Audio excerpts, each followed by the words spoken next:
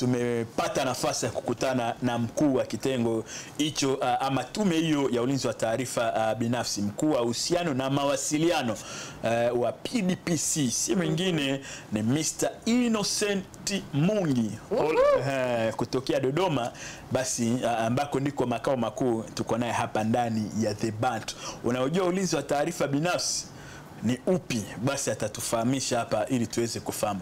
Karibu sana Mr. Innocent Mungi. Asante, nashukuru sana, maana hapa naona mlianza kuongea taarifa zenu binafsi kuhusu hali ya hewa. Tayari mshaanza kuongea taarifa binafsi. Labda niombe radhi kwa ajili ya hii baridi ya Dar es Salaam ambayo sio ya kawaida.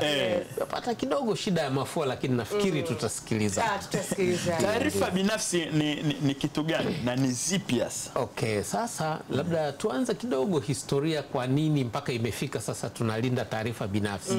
Na hapa ni watoe watazamaji wasiwasi, sio siri binafsi. Siri binafsi bado mnabaki nazo. Hapa tunazungumzia taarifa binafsi.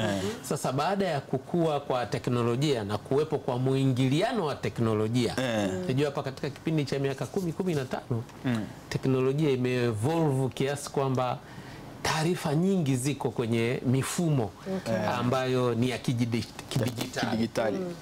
Sasa kwa mujibu wa Katiba ya Jamhuri ya Muungano wa Tanzania, ibara ya 16(1), kila raia wa Tanzania ana haki ya ulinzi wa taarifa zake binafsi na faragha. Hapa tunapozungumza neno faragha, yale mambo yako ambayo usingependa kila mtu ayajue.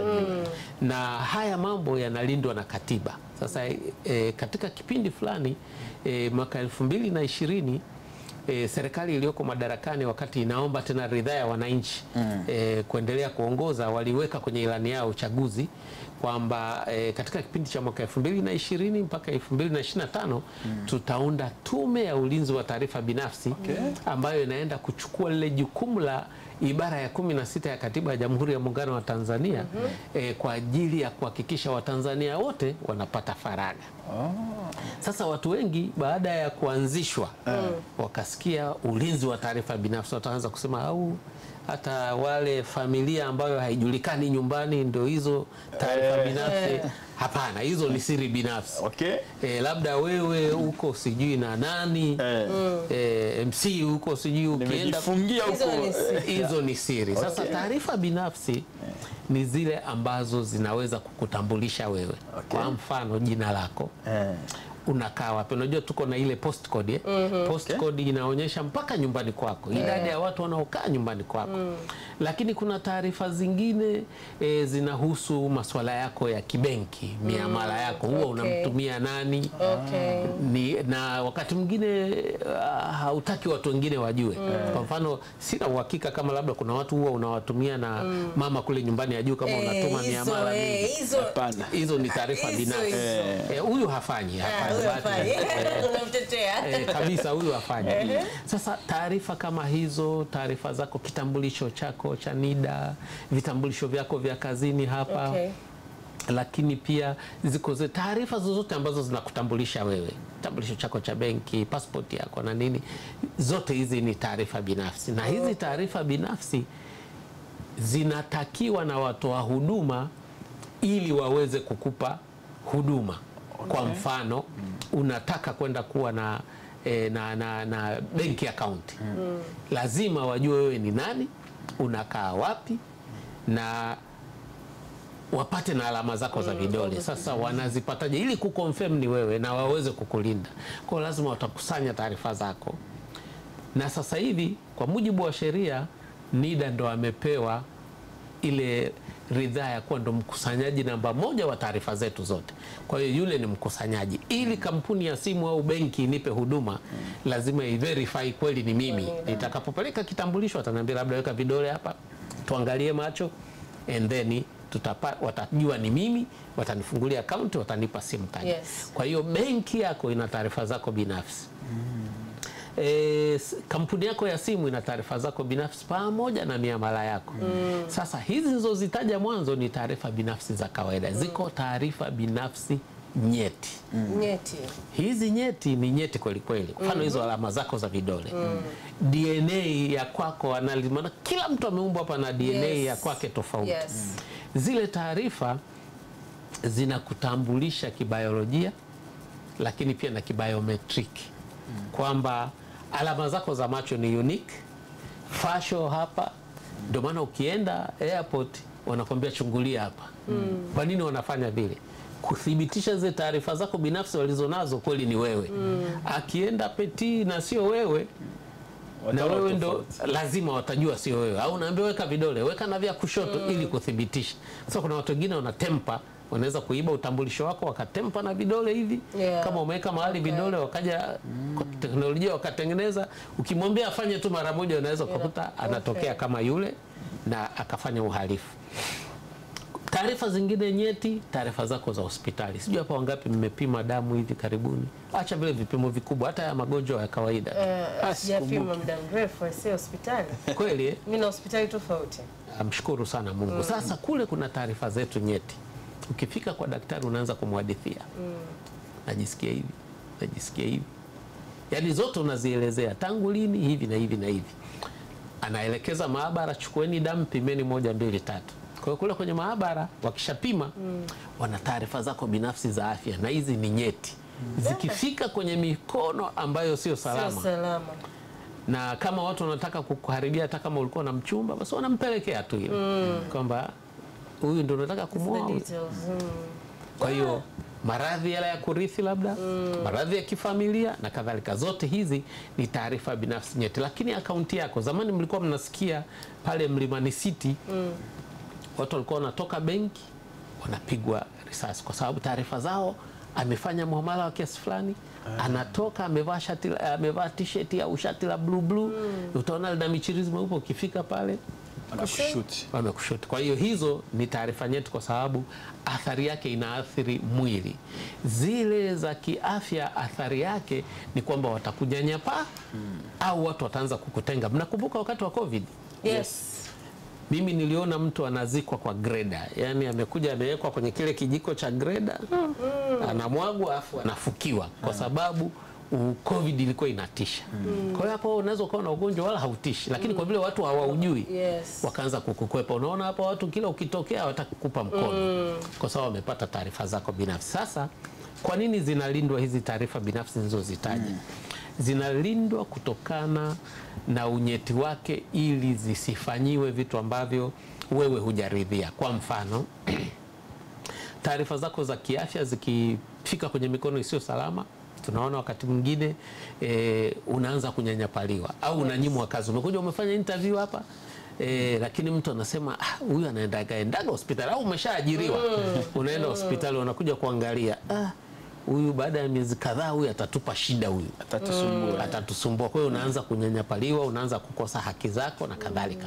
Hizo za kifedha ni kama nimesema, kuna hiyo ya bodily harm, lakini pia unaweza usipate mikopo. Kila ukijaribu kupata mkopo unasema huyu hali yake ya kifedha sio nzuri. Kwa hiyo zinalindwa kutokana na matumizi mabaya, kuzuia wizi wa utambulisho. Kuna watu ambao wanaweza kuvaa utambulisho wako na kadhalika. Yaani hapo tukiongelea hapo naingilia tu kwenye sehemu ya fedha. Yaani kama hiyo taarifa za mikopo, kuna hizi kampuni za mikopo, achana na the bank part. Hizi za simu hizi. Unatoa details zako of which kama NIDA, unapiga picha NIDA yako. So unajua hizi za mtandao hizi ziko nyingine ni zenye app, wanatumia app wako wengi na hapa katikati mnazilinda.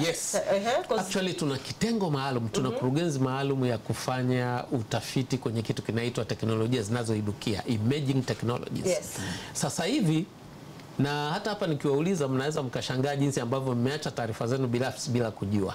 Mimi lazima nitakuwa nimeacha sana. Kuna app ambazo wao unaona wanakupa bure. Kuna moja ya simu sitaitaja. Wewe huna namba yangu, lakini nikupigia pale unaona Innocent Mwingi unasema tena bure hii. Kumbe ile ili uipate nakwambia tiki box fulani na hujasoma wewe, maana maandishi ni madogo afu mengi. Kumbe amekwambia naomba ridhaa ya kuingia kwenye phone book yako. Phone book, and that's why they call people. Exactly. Na pia naomba access kwenye video zako na picha. So if you have those videos which are very very beautiful, na tayari wameshapata afu wamekupa mkopo kirahisi tu, wanakupa 200,000, kumbe unatakiwa ulipe 700,000. Ikifika saa ya kulipa unashindwa, lakini ulishawapa access. Kwa hiyo wanaweza kuchukua zile video zako wakaanza kuzirusha huko kwa watu, huyu ni tapeli, huyu ni nini, video zako, picha zako, contact wanamtumia mpaka baba yako. Yani what? Yes. Hivi what do you do sasa kwenye hiyo sector? How do you prevent it? Sisi tunafanya kazi karibu na BOT, tunafanya kazi na TCRA, tunafanya kazi pia na jeshi la polisi. Zile app ambazo kwanza, mfano mtu anayetoa huduma za kibenki lazima awe na leseni ya benki kuu. Kama hana, watu tunawashauri wasifanye mahusiano yoyote na watu kama wale, kwa sababu ili ufanye kazi biashara ya lending, kitu chochote cha kifedha, lazima uwe na benki kuu akupe leseni, ufuate kanuni na taratibu. Sasa hawa kwa vile pia ni wahuni tu, na wanachofanya, they take advantage of the vulnerable people, yani watu ambao yani wako desperate. Unajua kuna mtu anatafuta 50,000, sisemi wewe unahusika, lakini fikiria mtu una kikoba ambacho saa 10 unatakiwa utoe 50,000. Ukichelewa sasa leo unaona ananipa tu hapa, na yeye anakutega, anajua uko desperate, anakupa, afu ukishachukua anakuambia hii utalipa katika kipindi cha wiki 2, 750,000. Riba kubwa sana. Riba kubwa. Kwanza hata hamna riba, anakuambia ndio hivyo, ukichukua 50,000 ni 700,000. Na kwa vile uridhia kule, ana kila kitu chako. Hata ukizima ile simu ukafanya nini, tayari ameshazichukua. Kumekuwa na watu wamekuwa na hofu ama wasiwasi wa kufanya mazungumzo ya siri kupitia simu. Badala yake huamua aidha kukutana au kupigiana simu kupitia WhatsApp call, wakiamini kwamba basi yale mawasiliano hayawezi kuwa hacked. Ulinzi, ninyi kama tume hii ya ulinzi wa taarifa binafsi, ni kwa namna gani kwamba mnaweza kulinda ama kutunza mazungumzo ya siri kati ya baina ya watu ambao wanakuwa wanazungumza? Swali zuri sana Pete. Kimsingi hilo linalindwa na ile sheria ya POCA, Electronic and Postal Communication, maana hilo ni swala ambalo pia linaangaliwa na sheria nyingine inaitwa cyber crime. Sisi pale sisi inayotuhusu 100% ni zile taarifa zako wewe ulizompa mtu akakupa huduma. Na wako watu wa aina mbili, kuna ambao wanazikusanya na wako wanaozichakata. NIDA anakusanya kwa mfano, benki inachakata ili ikupe huduma, kampuni ya simu inachakata ikupe huduma. Kimsingi hizo ndio nandi, lakini hizi za maongezi mimi ninavyojua, ukiniuliza huwa nisingependa niseme sana, lakini hakuna mawasiliano au teknolojia ambayo unaweza ukaamini 100%. Na ni vizuri watu wakajitahadharisha kwamba hata mtu akikwambia kwamba hii ni salama, sina uhakika sana, na mimi nisingeshauri uamini vitu vikirahisi namna hiyo. Kuna watu wanasema kwamba tukizungumza kwa njia ya WhatsApp ama Telegram huko tuko safe. Sasa hapa nani amewaambia? Lakini hamna kitu kama hicho. Au ni ile wameambiwa 1 to 1 kwamba wale hawaweki kwenye server, lakini lazima kwa namna moja wengine. Ingekuwa hivyo basi hata terrorist, watu ambao wanafanya mambo ya money laundering, yani wahalifu wale, wangetumia basi hivyo. Lakini wakitumia, tunasikia wanakamatwa saa nyingine. Kwa hiyo mimi nafikiri watu ni kujihadhari, tutumie mawasiliano vizuri, tulinde taarifa zetu, na tunasema taarifa binafsi zinaanza na wewe mwenyewe. That is the most advice ambayo tunaweza tukatoa. Usiamini kitu chochote, hata wewe mwenyewe usijiamini. Kwa sababu gani? Unaweza kuwa na taarifa zako alafu ukapiga mai kidogo, alafu ukaanza kuzitoa kwamba mimi leo nimepata milioni 2 na hizi milioni 2 nimempelekea fulani. Kwa hiyo unakuta umetoa kwenye masuala haya. Tunasema don't trust anybody, including yourself. Kuna ile mtu anakujua wewe na wewe hujampatia taarifa zako. Kwa maana anajua unapoishi, unakofanya kazi, yani zile taarifa binafsi ambazo umezieleza hapa. Ndio unakuta mtu labda unakutana naye na kupigia au hata simu akakwambia wewe ni fulani, unaishi sehemu fulani, nyumba namba fulani, hivi na hivi, na unafanya sehemu fulani. Zile taarifa huwa wanazitoa wapi? Hackers. Yes, it's not even hackers. Kimsingi taarifa yako binafsi haiwezi kutoka bila wewe mwenyewe kuhusika, unless mtu amefanya uhalifu. na akifanya uhalifu, hiyo ndio sasa inakuwa labda ni cyber crime. Kwa mfano akifanya hacking, that is a cyber offense. Taarifa binafsi huwa tunakuwa nazo sisi. Nitawapa hapa maswali, ngoja nitakuuliza wewe, nikimuuliza Pete ataniambia ukweli. Huwa unaenda hoteli? Naenda hoteli. Huwa unatoa taarifa gani pale? Sitoagi taarifa, mimi naandikaga uongo. Unaandika uongo? Yes. Unajua kwa nini unafanya hivyo? Unalinda faragha yako na taarifa zako binafsi. Na pia it's not legal, right? It's not legal, lazima useme. Sheria inakutaka useme kwa sababu ukipata shida au ukafanya uhalifu wote, na sheria za nchi zetu za vyombo vya ulinzi na usalama vina wajibu wa kukulinda wewe na mali zako. Kwa hiyo unapojaza pale, unajaza taarifa zako kwa ajili ya faida yako wewe. Na hii tunarecommend, ila ni taarifa gani? Mimi na Peti tukienda mahali, mimi nikiingia lodge nitaandika jina lake ili hata nikipata matatizo lazima aje aseme sio mimi. Kwa akija kuangalia kumbe ni Mungi, anakuwa amesha save. Kwa hiyo hiyo ilifanyika, watu walikuwa wanatafuta kulinda taarifa zao. Kwa nini? Zile form zinataka jina lako, unakotoka, national ID, unakoenda, national ID, email yako, namba ya simu, ambazo hizi taarifa, do you need a bed kweli paka utoe namba yako ya simu? Kwa hiyo sasa hivi kuna kitu tunaita minimization of information. Unapoenda kwenye maeneo, hata umeenda benki, wanakuuliza una gari, una insurance, kwa sababu pale pia wana biashara, labda insurance, wana biashara una bima ya afya, nao pia wana provide labda. Kwa hiyo they want information to do business on your information and make money. Kwa hiyo wewe mwenye taarifa zako binafsi ndo unaangalia. Sasa umeuliza swali, wanapata wapi? Ziko zile message za waganga, za kurudisha mke, za kumfanya mtu akupende. Kinachotokea hapa, bahati nzuri naona mko vizuri, kuna kila jengo ukiingia unakuta kuna daftari la kuandika taarifa za wageni wote waliofika.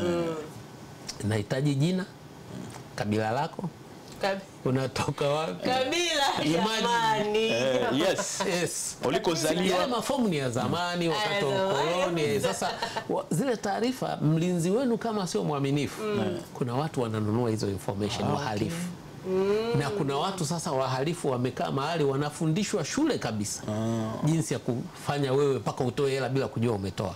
Sasa wale wanapita jioni kukusanya zile taarifa, kitabu kimejaa pale. Kuna ofisi moja tulienda, inatoa huduma fulani, lakini unaandika pale, sema kwa mfano pension, umeenda umesema unatoka mahali fulani, unaenda kumuona fulani, wameandika kabisa unaenda kumuona nani, ofisi namba ngapi, umetoka saa ngapi. Kwa hiyo wale watu wakija jioni wanapiga picha zile page, alafu wanaenda kuzichakata kwamba huyu alienda kwa huyu, hapa ni mahali pa kutolea pension, hapa ameenda na hapa tayari ameshapewa cheki, kwa hiyo huyu ana hela. Kwa hiyo na ile namba yako umeiandika mwenyewe pale, email umeandika pale. Ukirudi ukifungua email, kwanza unakuta mwaliko wa kwamba kuna biashara moja, ukiweka shilingi milioni 1 unapata milioni 50. Huko kwenye message unaambiwa ile tuma namba, ile hela kwenye namba hii, na wewe ulikuwa ukingoja hiyo hela, labda utalipa kodi, utalipa ada. Kwa hiyo na wanafanya timing kwenye tarehe ambazo wanajua mtu atakuwa amepata hela. Kwa hiyo baada ya utafiti wa muda mrefu ikagundulika pia yale madaftari si salama. Yanakusanya taarifa na hayalindwi. Tunachoshauri sasa hivi, na nyinyi mkifanya, kwa kweli mtakuwa mmefanya la maana sana. Hata registration yenu ya kuja kuingia kazini. Watu wengi sasa hivi wanaweka iPad jamani, siku hizi mpaka ziko, kuna zingine hata za $200,000. Kapadi kadogo, mtu akija pale anaandika tu jina lake pale. Innocent Mungi, nikisevu hakuna mtu mwingine ataona. Itaingia, isipokuwa sasa nyinyi hapa ndani ndio mtakuwa mnaweza kuona, ili kuzuia vitu ambavyo unaweza ukakuta we namba yako iko kila mahali. Lakini lingine ambalo ni nyeti ni swala la kwamba we have to change and we have to do a paradigm shift.